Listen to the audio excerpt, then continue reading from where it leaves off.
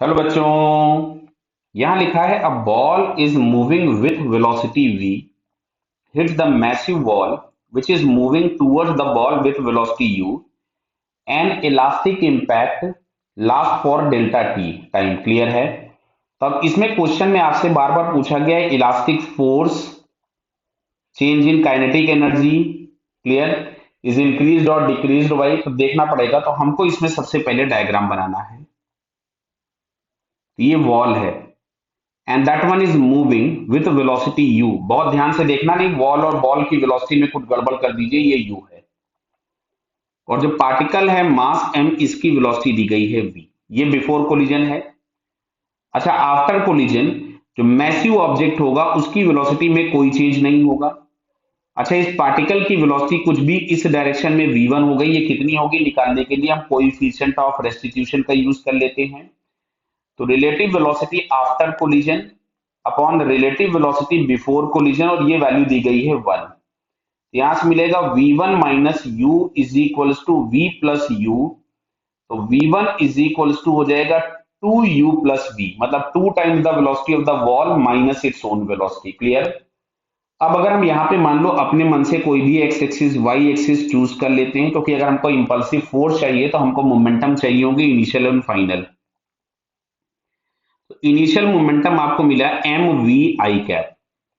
अच्छा, final momentum अगर मैं यहां से लिखूं तो अभी डायरेक्शन हो गया माइनस आई कैप, यानी एम वी वन माइनस के साथ आई कैप। क्लियर है? अब अगर हमको इंपल्स चाहिए तो चेंज इन मोमेंटम हमको चाहिए डेल्टा पी।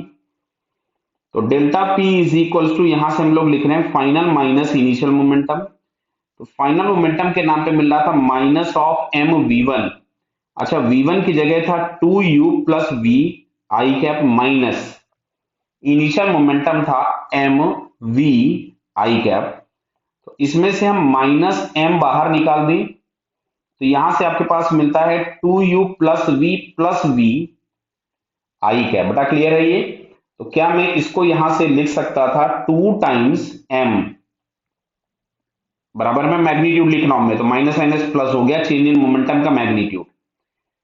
तो डेल्टा पी का अगर मैं यहां से मैग्नीट्यूड लिख रहा हूं, क्लियर बेटा, डेल्टा पी का मैग्नीट्यूड,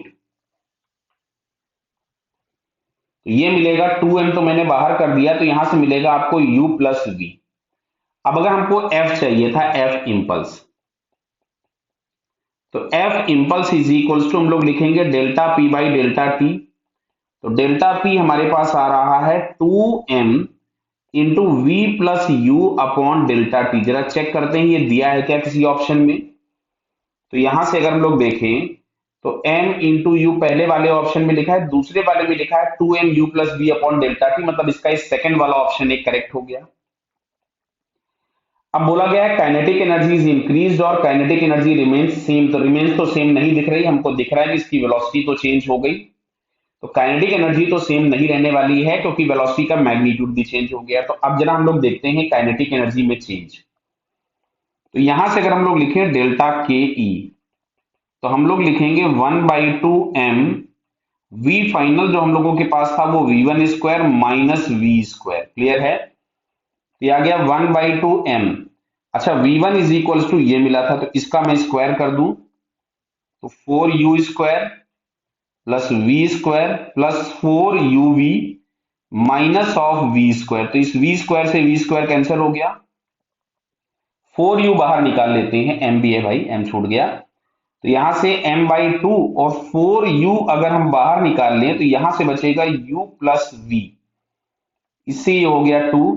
तो फाइनली हमारे पास आ रहा है 2mu into you plus we. ये हम लोगों के पास आ रहा है increment in the kinetic energy. क्यों? क्योंकि ये नंबर पॉजिटिव मिला और हम लोगों ने लिखा था final kinetic energy minus initial kinetic energy, और अगर ये पॉजिटिव है तो इंक्रीज हुई है एनर्जी।